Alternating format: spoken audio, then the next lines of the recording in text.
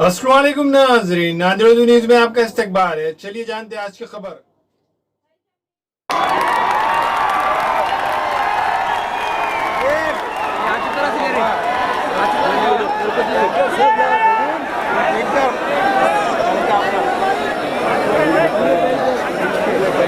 السلام علیکم رحمۃ اللہ وبرکاتہ۔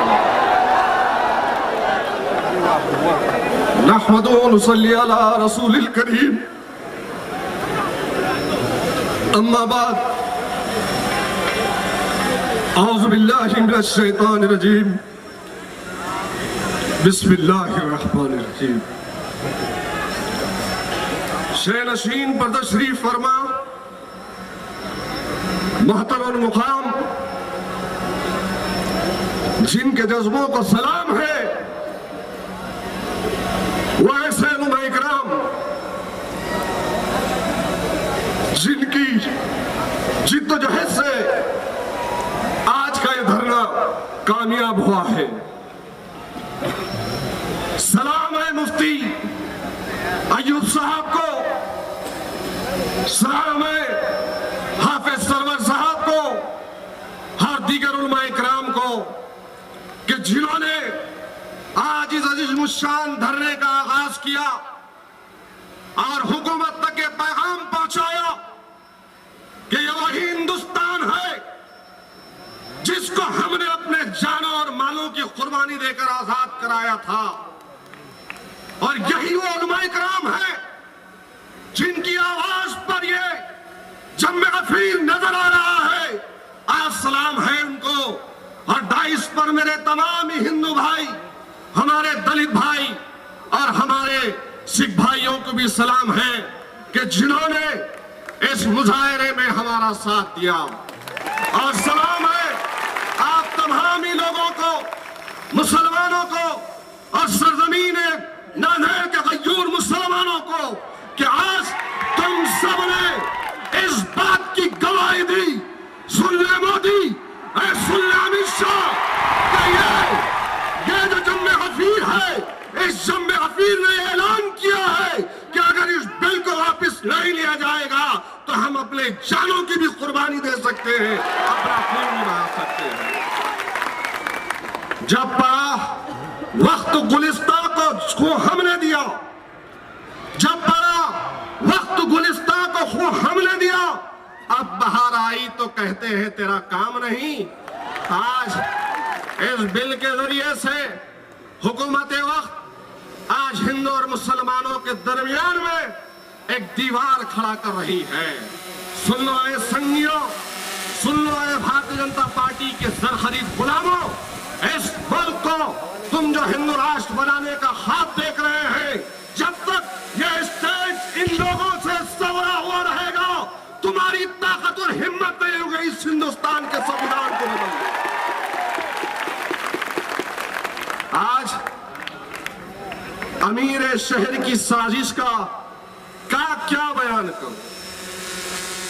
امیر شہر کی سازش کا کیا بیان کروں؟ میرے وطن میں مجھے اجنبی بنا دیا۔ امیر شہر کی سازش کا کیا بیان کروں؟ میرے وطن میں مجھے اجنبی بتاتا ہے، مجھ سے وہ مانگ رہا ہے میرے ہونے کا ثبوت، جس کی تعمیر کی بنیاد کا پتھر میں ہوں، جس کی تعمیر کی بنیاد کا پتھر میں ہوں۔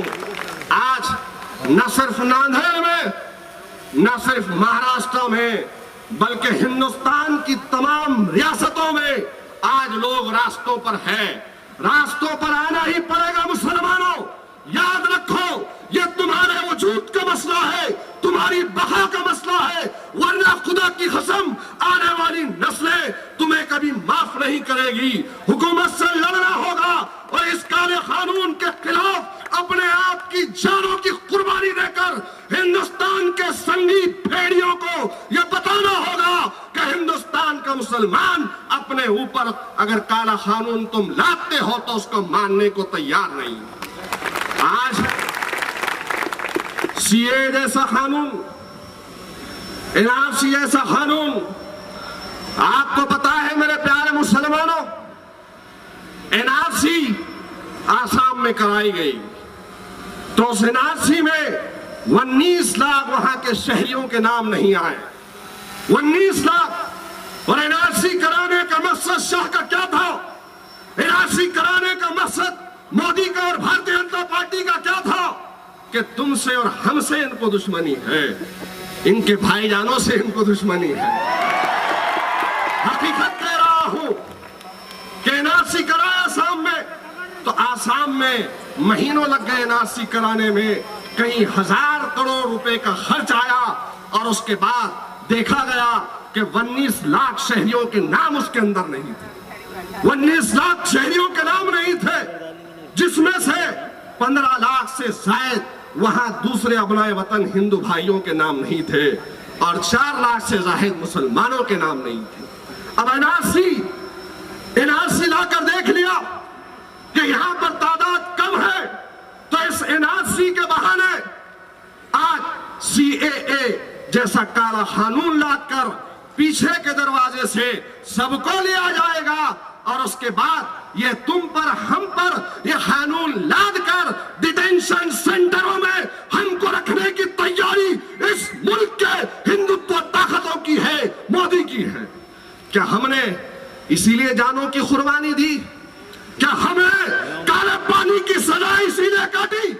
क्या हमारे ही नजीब मुल्क में उलमा इकराम ने दिल्ली से लेकर मीरठ तक, दिल्ली से लेकर मलियानाबाद तक, दिल्ली से लेकर पेशावर तक जितने रास्ते में दरख्त थे, उन दरख्तों पर हमारे उलमा इकराम की लाशें लटक रही थी और वो लाशें इस बात की गवाही दे रही थी कि इस मुल्क हिंदुस्तान को आजाद कराना है और आजादी में अगर हमारी जान भी जाती है तो जाए, लेकिन उस मुल्क को आजाद कराएंगे। रेशमी रुमाल की तहरीक को छेड़ने वाले ये नाथूराम गोडसे की औलाद नहीं थे, काले पानी की सजाओं को काटने वाले ये हेडगरवार की ये संघ परिवार के लोग नहीं थे। इसीलिए बार बार तुमसे मुतालबा करता हूं मुसलमानों, अपनी तारीख को पढ़ो, अपनी तारीख की माजी को पढ़ो, अपने तारीख के औराक को पलटाओ और बताओ आने वाली नस्लों को कि तुम इस मुल्क में गुलाम बनने के लिए, गुलाम बनकर रहने के लिए नहीं आए हैं। अरे हम अगर गुलाम बन सकते हैं तो सैयद मुस्तफा मोहम्मद मुस्तफा उस काली कमली वाले ताजदार मदीना हजरत मोहम्मद मुस्तफा सल्लल्लाहु अलैहि वसल्लम के गुलाम बनने के लिए आए।